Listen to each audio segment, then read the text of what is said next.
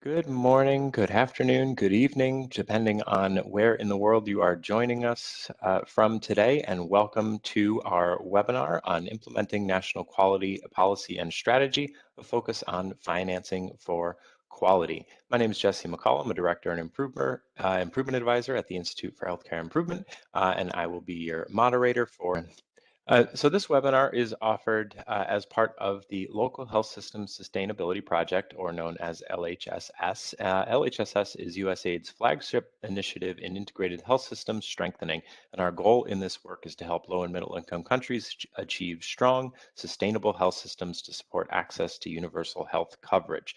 The work is designed around three buckets that ultimately aim to transfer at least 20% of funding to local organizations that would be sustainable for the long run. These buckets of work include increasing financial protection, increasing population coverage, and increasing coverage of quality essential services for the populations in targeted countries. So thank you to USAID for sponsoring this project and webinar. Next slide, please.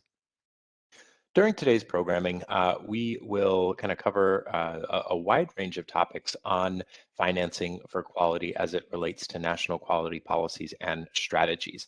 We're going to begin our session today with a review of the NQPS framework, and Matt Henneberger, a health systems advisor from USAID Office of Health Systems and the Bureau for Global Health, is going to lead us through that foundational framework. We'll then move on to discuss findings from a governance quality survey and literature review that we had undertaken as part of our LHSS work. And Morgan Stanzler, a senior project manager and research associate from the Institute for Healthcare Improvement, is going to lead us through those survey findings. You'll see in the top right-hand corner, we were going to have a financing for quality perspective. Scott, unfortunately, is not able to join us today due to an emergency. So we apologize that he's not able to be with us here on the webinar. The good news is that does leave us a bit more time for the highlight of today's session, our country case study. Wesley Mbwazi from Zambia in the National Public Health Institute as part of the Ministry of Health is going to lead us through a financing for quality case study on the Zambian experience. So we have a little bit more time to go into that case study today. Good news for us. After that country case study from Zambia, we have kind of reflections and key learnings from that case study, as well as additions of his own experience in financing for quality. Don Berwick, President Emeritus and Senior Fellow of the Institute for Healthcare Improvement, is going to lead us through those reflections. Finally, at the end of the webinar, we have an opportunity for a panel discussion and a Q&A. So I encourage everybody to send questions in about the presentations and about the material we're covering throughout the session, but then especially during our panel Q&A section at the end of today's program, where we'll have an opportunity to address any questions that come in and have a discussion amongst the panel on these important issues that hopefully are being raised. So that's our programming for today. Thank you everyone for joining, and thank you very much to our panel of esteemed speakers for being with us and for contributing their expertise to this important work. Next slide, please. So the objectives of our webinar that led to the development of that agenda are really to reveal the findings from the literature review and country experience survey to provide details on current practices in NQPS, some best practices, some pitfalls to avoid, but really to look into the findings of what's happening out there in the field. We'll then strive to describe best practices in financing for quality and how financing and budget activities relate to other elements of the NQPS. You'll see in Matt's presentation there are many different domains of NQPS work, and we'll aim to point out how those relate to each other and how financing is a mechanism that really ties to all of those other elements. And finally, we'll look to share experiences from a leading country who has demonstrated success in financing for quality, and that's where Wesley and our Zambian case study come in. So those are our objectives for today. I hope that we are able to achieve them and believe that we will be able to. Next slide, please. And with that, I will turn it over to Matt Henneberger, who's going to set the foundation for us, looking at the NQPS development areas and analytical lens that we use as we're thinking about the NQPS journey. So Matt, over to you. Thanks, Jesse. If we could go to the next slide. Thank you. So before we dive into the governance of quality work and into our conversation around financing for quality, I'd like to frame how we approach quality and health systems broadly at USAID. The agency launched its vision for health system strengthening 2030 in March of last year. The vision draws upon the progress that's been made in direct support of health systems over the past decade, while also addressing more recent challenges to those systems like the COVID pandemic. The vision does this in part by shifting the focus towards intermediate outcomes of equity, quality, and resource optimization.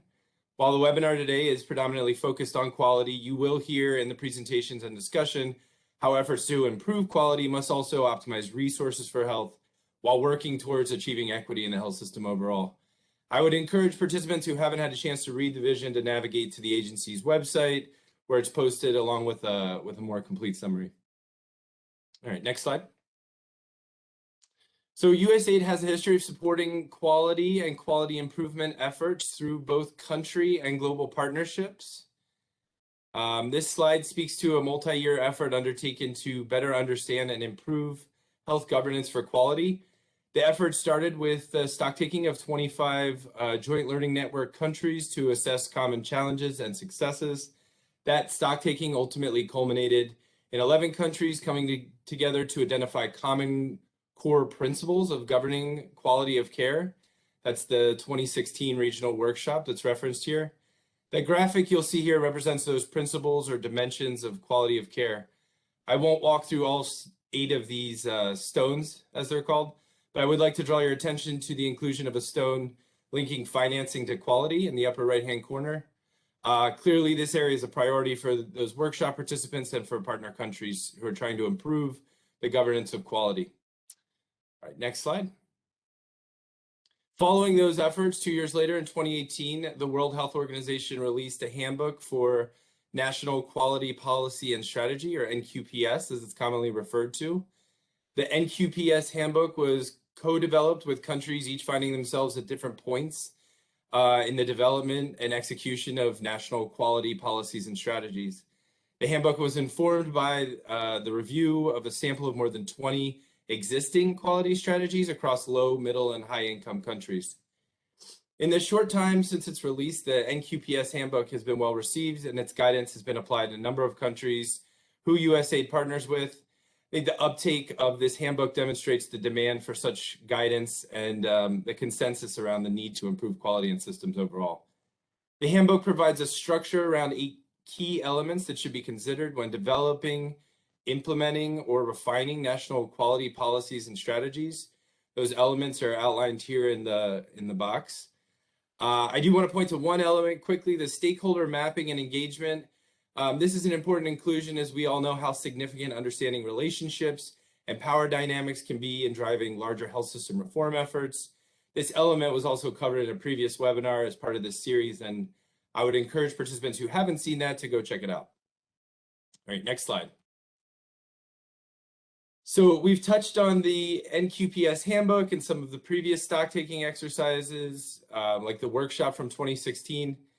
And while I recognize efforts to improve quality have been underway for much longer than this, I think of sort of that background as sort of how it started, and then this slide in the discussion moving forward is how it's going, if that's helpful for some of you. So in order to understand where countries are in improving the governance of quality, USAID asked the Local Health System Sustainability Project, LHSS, to determine the progress of partner countries on their NQPS journeys and to assess progress towards improving quality overall.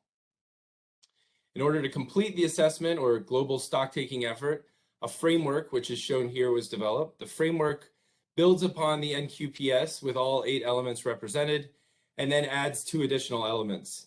The addition of these elements is based in part on learning efforts like those from the 2016 workshop. You'll see that financing and continuous quality improvement, highlighted here in yellow, were the 2 that were added.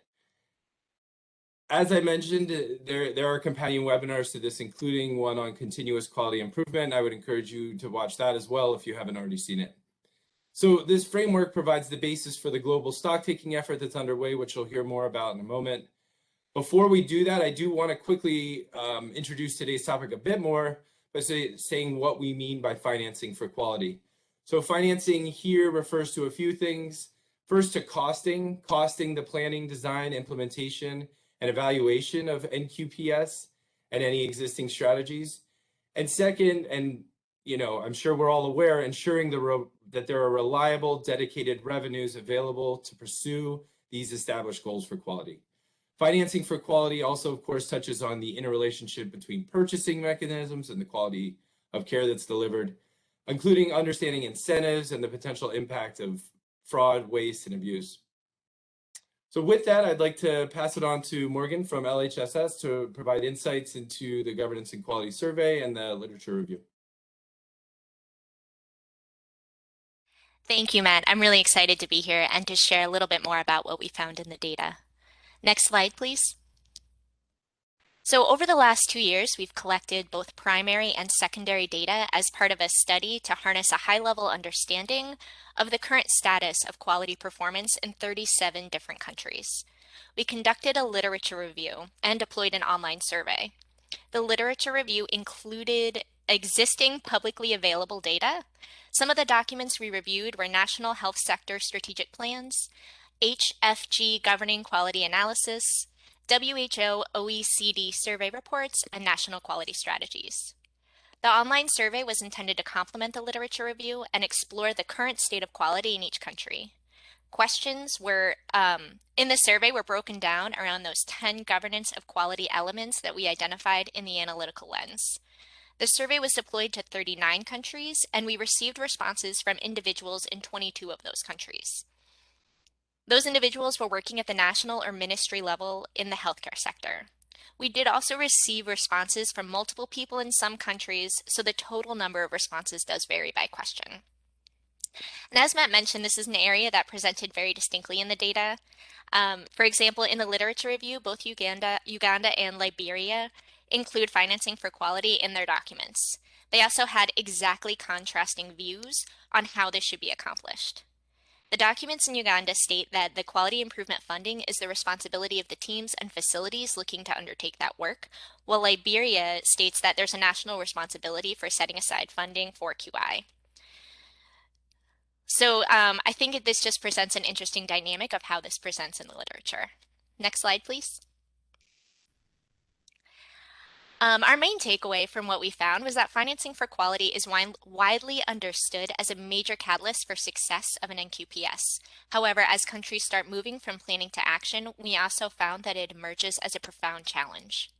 What this slide is showing is how almost all of the surveyed countries agree or strongly agree that they have a moderate to high degree of belief that there is commitment to an adequately funded NQPS in their country. This was 92% or 23 out of 25 respondents. Of those 23 that agreed, only 38%, or about 9 people, indicate that their country has an NQPS that is costed. From there, only 22%, or 2 people, report that their country has adequate resources to support implementation of the costed NQPS. Just 2. Additional questions in the survey do probe to better understand what countries are doing to incentivize high quality care and how they are identifying and leveraging funding to do so. And that's what the remaining presenters are going to share with you. All of this data is already being used to inform a summary report and a deep dive into 2 case study countries. One is Rwanda and the other is Zambia. We're hoping to better understand the key facilitators of success, the most pressing challenges, and how to address them. Next slide, please.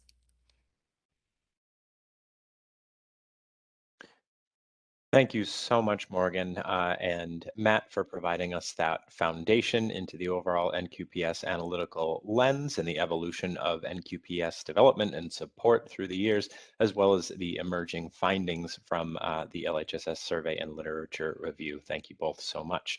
I did mention at the top that Scott is unable to join us today, so we're going to move right along to the next slide. So I'd like to introduce Wesley Mbwazi, a governance specialist for the World Bank, the Zambia National Public Health Institute in the Ministry of Health in Zambia.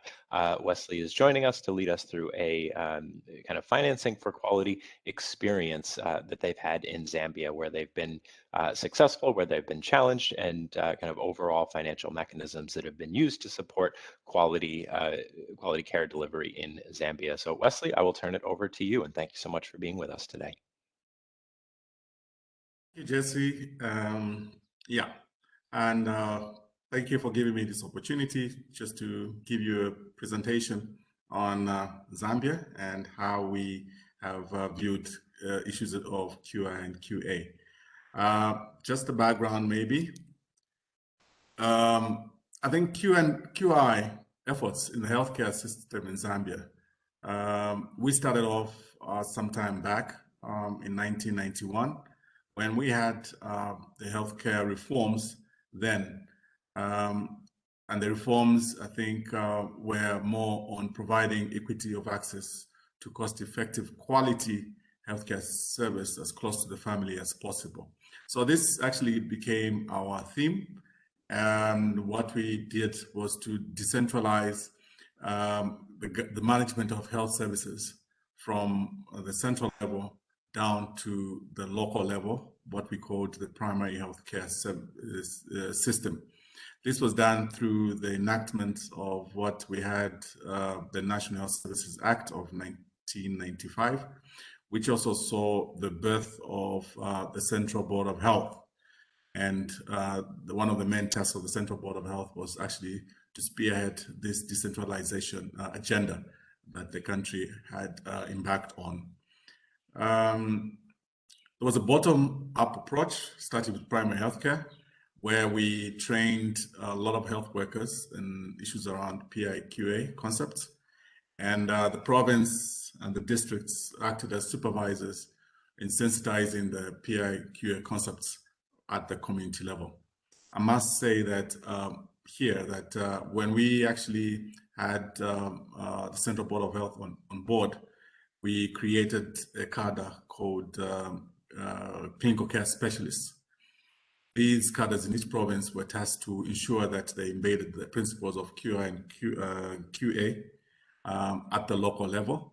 And this worked well, as they were required to make visits, provide performance assessment visits to the lower levels, as well as provide technical support where it was needed. In 2017, we did have the National Strategy on Performance Improvement and Quality Assurance in Zambia being adopted. And there was a strategic document that we made. And in this document, we actually prioritized issues of QI and QA. It was also around this time that efforts were also made to have departments actually created at the national level. So we had a PI and QA directorates which were established, which actually were tasked to enhance the services of quality in the health sector.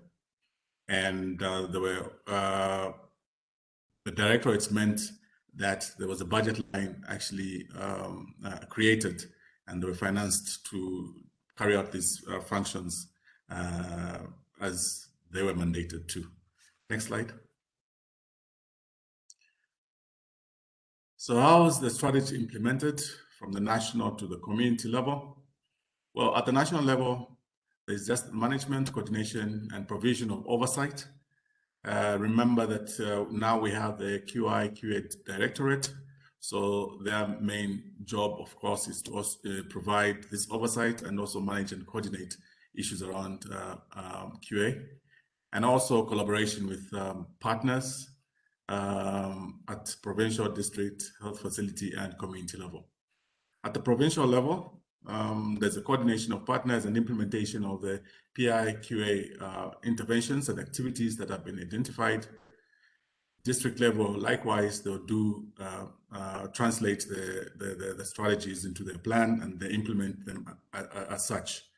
At the health facility level, they conduct planning and implementation of the PI and QA interventions, activities of the strategy in collaboration with the partners, because this is where the implementation is done, not at the higher level, but at the lower level.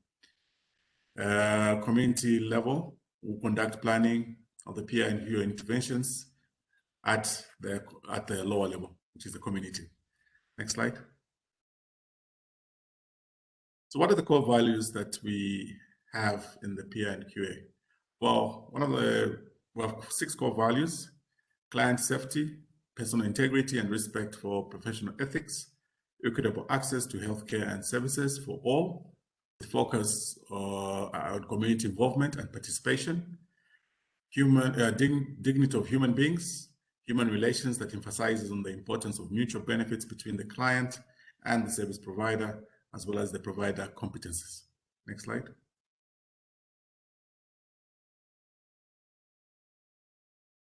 How have we linked the strategy with other strategic documents in Zambia? Well, at the national level, the plan is actually linked with what we call the National Strategic Plan, which is a strategic document that the Ministry of Health comes up with. And this is a 5-year strategic document, which looks at specific policies and legislations that are related to other things, as well as around PI and QA. So this strategic document has got building blocks, and it's in these building blocks, that's where we intend to implement the policies and the strategies that we've come up with. These are centered around human resource, service delivery, healthcare financing, infrastructure, ICT, leadership and governance, and so on and so forth. And in our strategy for PI and QA, we've embedded the element of quality improvement along these building blocks that are in the National Strategic Plan. The National Strategic Plan itself is linked to the National Development Plan. Right now, we are supposed to be implementing the 8th National Development Plan. The 7th National Development Plan ended last year. And these documents are also linked to our Vision 2030, which seek to ensure that Zambia attains the lower middle income country by the year, a prosperous country by the year 2030. Then these actually documents are also linked to relevant regional and global policy and strategies, such as the PI and QA, as well as the Handbook for NQPS by the WHO. Next slide. So financing for PI and QA programs. Like I said, we have the directorate now. And since we have the directorate, it means that there's a budget line within the within the action plan of the Ministry of Health, and this is financed through the Ministry of Finance. We also have donor support of specific programs, and like I said, we've made sure that the building blocks have an element of quality assurance, or PI, as you may wish. And through these, we have support from programs from the donors, and through the directorate, we ensure that elements of PI and QA are also included. We have the National Health Insurance Scheme, which we started sometime in 2019. This has provided additional resources to our facilities. Not only is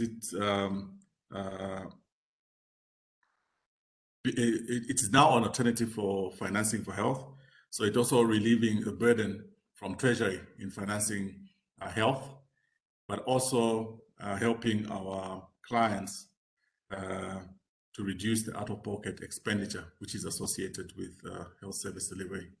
Then, of course, we have some user fees at facility level, which we utilize to finance PI and QA programs. Next slide. So the financial planning process for PI and QA, it follows the planning cycle that the country has adopted. So it's more of a bottom-up or top-bottom. It's actually a mixture. So from the top, we have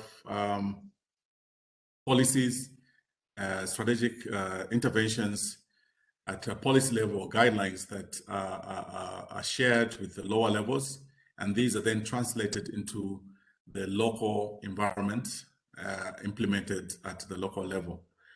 But what usually happens is health at the community level, that's where the planning starts, because that's where health facilities in each community engage the communities at the beginning of the planning cycle to identify priorities for implementation. And these are now consolidated at health facility level, where the priorities of the communities are put together and submitted to the district, who now have the annual district plans, which are costed and then submitted to the provincial level for a provincial plan, which is then costed and taken up to the national level, where now we have the national budget. Of course, given it has to be interrogated to ensure that the policies, both national policies of national direction of the country with regards to certain programs, is followed in the individual plans that are being prepared. Next slide, please. What are the challenges? I think like any other African country, probably the main challenge is the budgetary allocation to the health sector.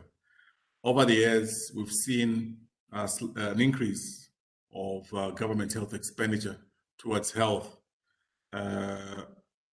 But if we adjust it for inflation, I think it's a very minimal increment, only about 1.8% per annum every year. With regards to the share to the national budget, the health sector has been hovering around 8%, which is far below the budget declaration of 15%, of at least 15% of health of resources going to the health sector. We also have seen fragmentation of donor support towards health programs.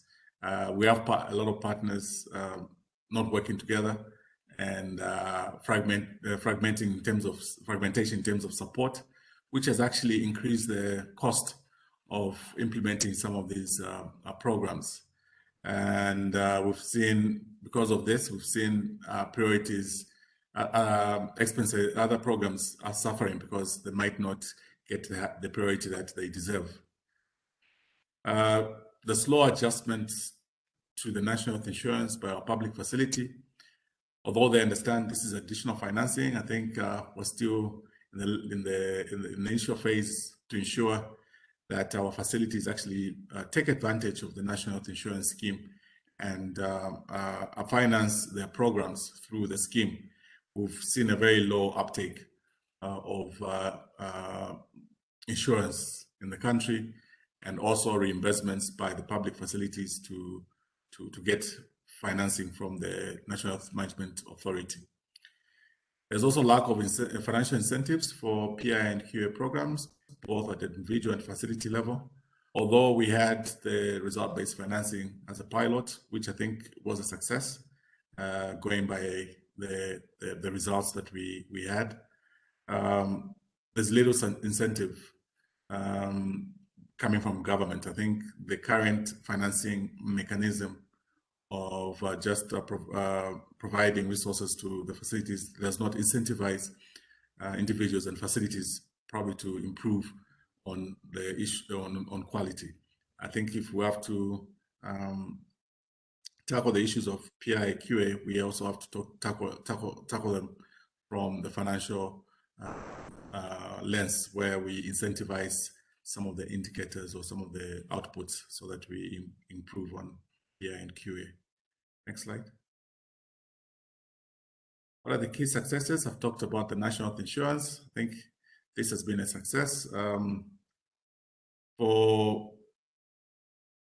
Look at the financial landscape. I think this has also helped a lot, and we know that the scheme will pay for outputs related to the PI and QA before reimbursements are given. The kind of payment mechanism that has been adopted ensures that issues of PI and QA are actually considered. The increase in human resources being trained, I think, is also a success. We've seen the government commit itself to not only increase the training, but also the recruitment of health workers trained, competent health workers so that we have services being provided at the highest quality. The budgetary allocation to the health sector keeps on increasing, but of course, when you adjust for inflation, I think it's a very minimal increment. So we'll need to also advocate for this. But anyway, although this has been increasing, there's still more room for us to maneuver. Next slide. Thank you very much. I hand over to you, Jesse. Thank you very much, Wesley, for leading us through that case study, and congratulations on the progress that you and colleagues in Zambia have been able to make. I will turn to one question before we bring Don Berwick in. From Pudi Mandu, as asking, are there any financial incentives for performance improvement, quality insurance, quality activities among providers to participate in that national insurance scheme?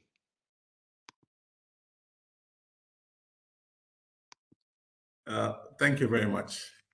I must admit that when we started the National Health Insurance Scheme, I think we were in a hurry to ensure that we bring all the public facilities on board as soon as possible.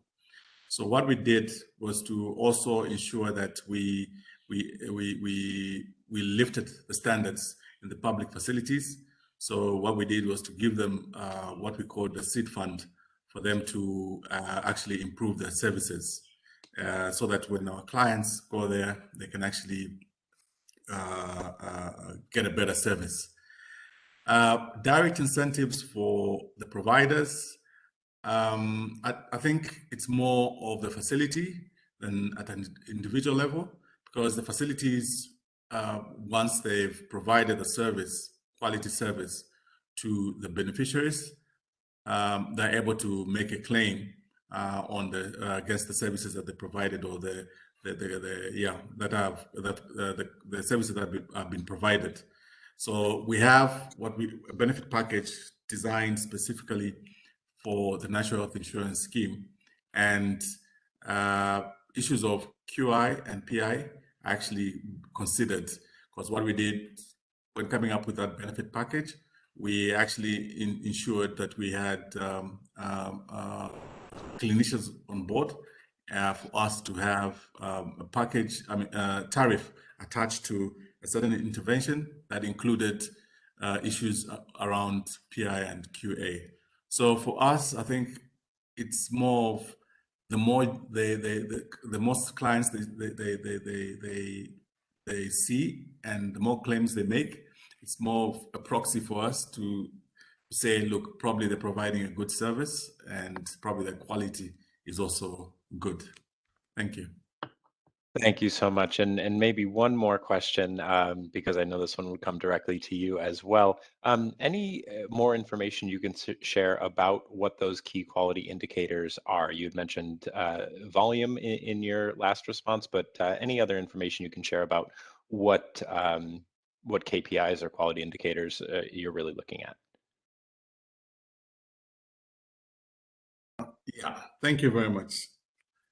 I might not have the specifics right now, but I think I can, within a minute or two, I'll be able to provide those specific quality indicators that you need. Thank you so much. That would be great. If you could send those to me, I'll make sure they go out along with the recording of today's webinar to everyone who had registered.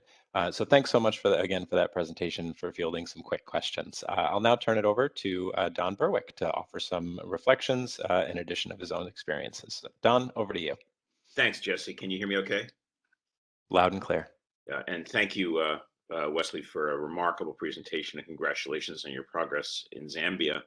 I'm going to be speaking briefly about two basic themes. The first is I'd like to go back to some principles about what, as we listen to a case study like our Zambia case, and think about national strategies, what are some of the underlying belief structures and principles that I guess I would argue need to be respected and honored in national, in NQPS approaches. And then I'd like to focus a bit on Zambia itself, some of what we heard from Wesley, and reflect on that with respect to those principles. I'm going to put in the chat a rather long list of principles that I'll briefly review that I regard as core. And I guess the leadership point I want to make here is that it matters a great deal whether the leadership team at all levels has an explicit shared understanding of the basic principles of action that will guide the NQPS. This is beyond the technical pieces. This is the belief system behind an effective national quality strategy, in my opinion. I could make a long list. I have a rather shorter one here. Let me tell you what that belief system is for me. The first is that constancy of purpose matters. Constancy of purpose for improvement matters. In nations and organizations, constant changes about direction, the inconsistency of intent makes it very, very difficult for the workforce, and in your case, the tiers in a country like Zambia, to actually buy into and engage in a longer-sighted approach to improvement. That includes clarity of aims. What does improvement mean? What does quality mean in our context? And are we being bold enough about it? So that's the first principle. We have a set of aims, and we're going to stick with them.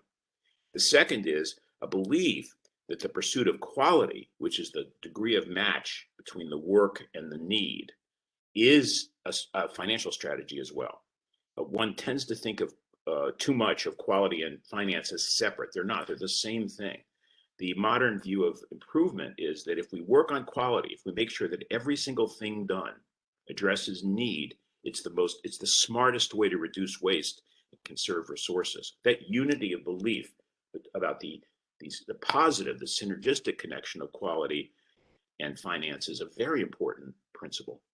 Third is trust in the workforce. Organizations or countries that approach the workforce as objects of control will not succeed in improvement. Trust in the workforce, a sense that there is wisdom at the front line, that people actually doing the work know a lot more often than the executives or the leaders do. That's a core belief. So improvement involves mobilization of talent and knowledge right up to the point of direct contact with the need. A fourth is process mindedness. Instead of blaming or naming or shaming as an approach to improvement, a belief that improvement is achieved through changing processes, not through accusing or pointing fingers at people. That's a really important pledge for leaders to take. It changes the dynamic of relationship between leaders and the people they're trying to help do the work. Another principle is how you use data. There's a centuries-long traditions of using data for judgment, so that we're using it to issue gold stars or rewards or punishments or blame. That's not going to support improvement. Quality depends on the use of data for learning. And the Japanese phrase, every defect is a treasure, means that we understand that measurement can really support our learning if we disconnect measurement from judgment, measurement for learning. Another is the support for PDSA cycles, for plan, do, study, act cycles, organizations, nations, ministries that encourage trial, that say, let's give a chance, let's create a culture in which people can try things to improve. And if it fails, that's okay, as long as we put a safety net under the trial. And this constant attempt to learn through trial, the way a child learns to ride a bicycle, get on the bicycle, try it. That's a cultural aspect in which leadership beliefs matter a lot. Another principle is the importance of customer voice, patient voice, community voice. You heard a lot of that in the Zambia story. The stronger the voice of the customer, the better the improvement will go. Another is the importance of leadership unity of the leadership team, vertically and horizontally. And so work done in leadership circles to bring us together around a common framework for action is well invested, so that we're all speaking with common voice. And then I added this topic, this idea, democratization of knowledge. I think effective nations or organizations that work well on quality and improvement will emphasize the sharing of learning, the use of learning collaboratives, so that knowledge becomes a public good, in which if somebody in some town or city or community learns how to do something well, everyone can know it right away. These are what I would call the foundational understandings that leadership for improvement can really draw upon if present, and it deserves work. A national quality strategy depends on a national quality culture, and this is what that culture looks like when it's effective. Now let's take a quick look at the Zambia example with respect to some of these principles. I could have gone, but we have such rich material from from Wesley's presentation. I would exceed my time if I even began to try to be complete, but I'll be selective about 4 or 5 points. One point is, did you notice the number of times that Wesley mentioned community engagement? In my principles, I'm talking about connection to the workforce, connection to the front line, understanding wisdom in the front line. That includes customers, it includes the community and the wisdom of the community. So whenever Wesley talked about engaging with communities to mobilize their knowledge, to engage their hearts, to understand they have the wisdom, that echoes strongly in modern principles of improvement. Also, aims should be bold, but also locally relevant. And so I assume when Wesley's describing community engagement, he's describing listening to communities about what their aims are, what they think ought to be worked on first, second, and third, what their priorities are. Second, Wesley had a slide on core values. This is closely related to my earlier comments. I would say that core values, an interrogation of core values would be something I would invest in heavily at the front end of a national quality strategy. I think that the values and what I put in the chat, that's a good list. I think what Wesley showed us is a good list, but the point is to engage it, to understand what our values are, such as trusting the workforce, process mindedness instead of blaming, understanding the synergy of good quality and proper resource use. A third element in Wesley's presentation was his discussion several times about what I would call unity and alignment. And this is actually two directional. It has to do both with the vertical alignment, he called it top down and bottom up, so that we're all buying into the same strategy, and the work to achieve that kind of extremely difficult. I've worked in countries like Ghana and Ethiopia and Nigeria, where the way the systems are configured requires a lot of investment in assuring that we have alignment vertically, but also lateral alignment with the third sector, with nonprofits, with NGOs, so that at the community level, there's work done to pull people together into a common framework for improvement. A fourth thing that in Wesley's presentation that I would like to highlight is the use of the WHO framework. The WHO framework, which Matt also mentioned, the WHO National Quality Policy Strategy framework, it's really strong. A lot of very good work went into that. And the 8 elements, that's not a bad way to get organized. I really do think it counts. And I'm happy to see the spread of that framework. I think it's a strong one. IHI has contributed to that and also has other frameworks, but getting a framework in place like that is bound to be helpful to achieve unity. My final point was actually brought up in chat by Bruno Boucher. You'll notice in Matt's diagram, he had these three components: quality assurance, quality improvement, and quality planning.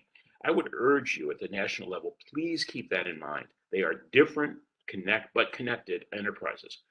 Quality assurance refers to the stabilization of systems, the adherence to particular standards, the inspection-oriented work that we want to make sure that facilities are decent, that basic principles of adherence to protocols are in place, and so on. That's assurance, stabilization. Quality improvement is very different. It's the attempt to engage the entire organization, including especially the workforce, in continuous process changes, PDSA, Plan, Do, Study, Act work. I personally believe that in national quality strategies, they tend to overemphasize assurance and underemphasize improvement, overemphasize adherence and compliance, and underemphasize continuous learning. And if I could make one change in overall strategy at the national level, it would be to really emphasize that continuous improvement piece that Matt said was added to the USAID framework. Helping us become learning organizations, learning nations, learning communities is going to have a lot of traction. And sometimes if we overemphasize the compliance side, the assurance side, we will not just fail to engage improvement, we will actually chill improvement. And so think in your strategies about how you're supporting continuous change at the community and regional and national levels. Quality improvement is about learning. Quality assurance is about compliance. And we need to understand that both really, really matter. Bruno's exactly right. Bruno Boucher in his comment is that concatenating these as if it were one thing is not, it's not a true complete strategy.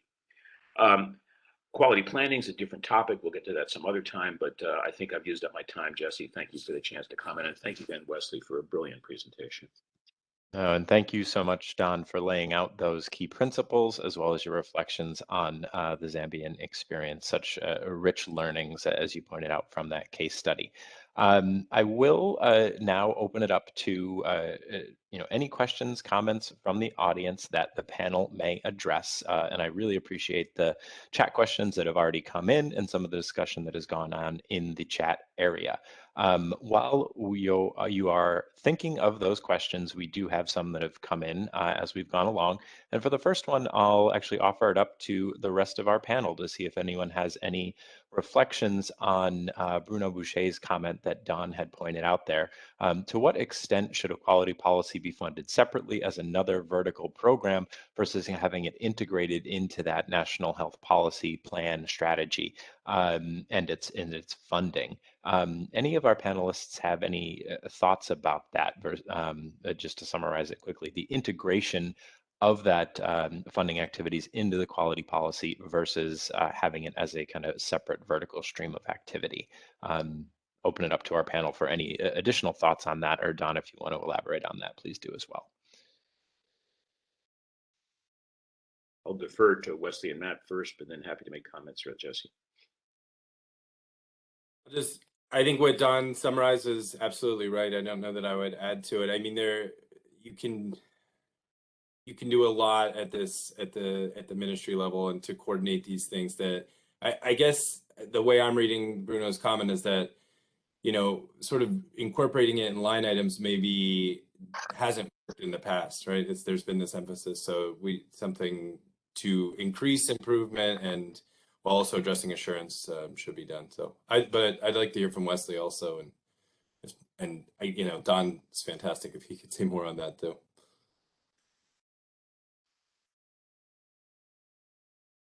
Oh, and Wesley, you're muted. Don't see Yeah, Wesley. I was muted. There you Sorry. go. Thank you very much. I think I'll also try to answer this with another question that I've seen, talking about the percentage of what's the percentage of national budget, health budget on quality services. First of all, you must appreciate that quality should be at all levels. If you recall, I talked about the building blocks, the WHO building blocks. I talked about human resources for health. I talked about health service delivery, and so on and so forth. So quality should be embedded in all those strategies that we come up with, or the activities that we implement at each and all under those programs. So it'd be very difficult to bring out as a percentage, but just to ensure that we have quality in the training, for example, of the health workers, so that we are assured that when they provide a service, they're providing a quality service. And also in financing, like I said, probably we incentivize certain indicators, or put an incentive for a certain indicator, which is a quality related indicator, so that people actually monitor this and ensure that when they're providing a service, they're actually incentivized to even do better. So it'd be very difficult to kind of bring out all those cost elements and put it as a percentage, but like I said, it should be integrated within all those building blocks that you come up with as a sector. I think that's how I would answer that. Thank you.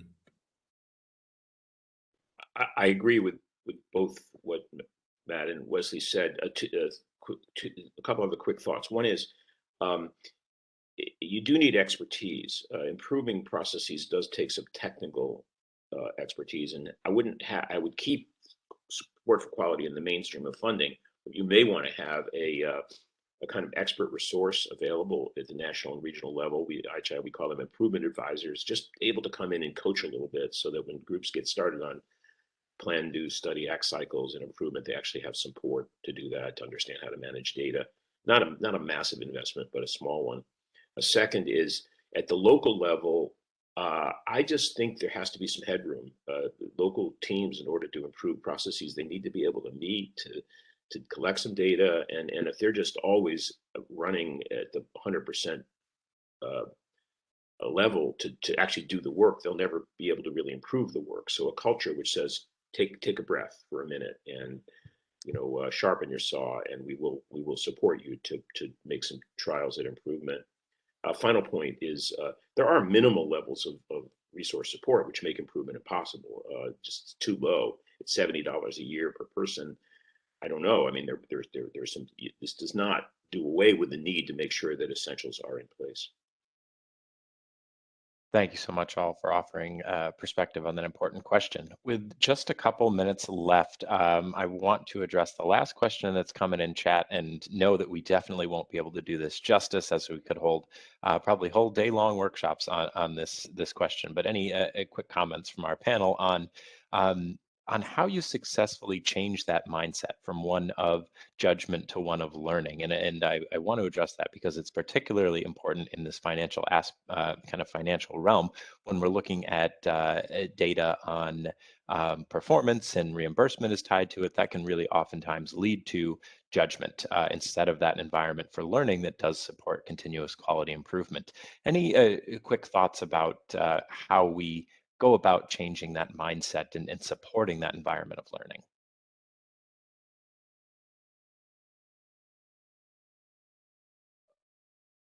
Don, you mind taking that one? No, if that was from Michael Chaikin, it's absolutely crucial. I would say it's a don't pass go issue. It has to do back with that leadership team's interrogation of their own belief system. If you really believe that judgment and blame and rewards and punishments are the route to quality, then you're not going to improve. You may stabilize. And so you really need to think hard about how to change from a culture of judgment to a culture of learning. Think about a child who's trying to learn to play the piano or to play football. If that child is constantly judged and blamed, they'll stop playing. And the same is true of a work system. You want encouragement, support, and continuous learning, and that's a leadership issue. So I think this starts at the top, and you never can drop the ball on it. I chaired a committee in the National Health Service in England to review a terrible series of events at the Mid Staffordshire Trust, where a lot of patients died over several years, and it was a real tragedy. And that we did a deep inspection of how that could have happened, and we wrote a report called oh my goodness, I think it's called. It was about moving from judgment to learning. I'll look up the reference, and I people might want to take a look at it because it shows how it goes wrong when you're in a complete judgment, in a judgment system. So leaders, think about your belief system. Do you really believe that blaming and judgment are going to get you where you're going to go? You need to go, or what would it be like to actually run a system in which everyone's enjoying the process of continuous learning? Thank you so much for that reflection, and that journey and that mind shift from judgment to learning is, I'll couch that under the umbrella of culture change, which often is the most difficult and arduous and long-term goal. So that constancy of purpose that you mentioned in your principles, Don, I think really comes into play there. So with that final comment and question, I want to thank all of our panelists for their excellent presentations today, for fielding questions from the audience, and again, for sharing your expertise, really invaluable information that you have shared here today. A couple of items of closeout. We are going to put an evaluation link, or an evaluation is going to pop up in the right-hand corner of your WebEx screen right now. So we'd ask that you please just take a minute to fill out a poll. Let us know how helpful you found this webinar, and any feedback in general about the programming today. We would really appreciate that. It would go to influence us as we try and offer more programming in the future. So please do take a second to fill that out. Also to note that a webinar recording as well as several materials will be distributed to everyone who attended, as well as everyone who registered for the session today. So as a brief reminder to Wesley, please do give me that information on those key quality indicators, and we can be sure to distribute those along with the recording and slides from today's session. So with that, again, a big thank you to our panelists. Thank you to everyone who attended today. We hope you found this valuable and hope that you do have a great rest of your day. Thank you so much.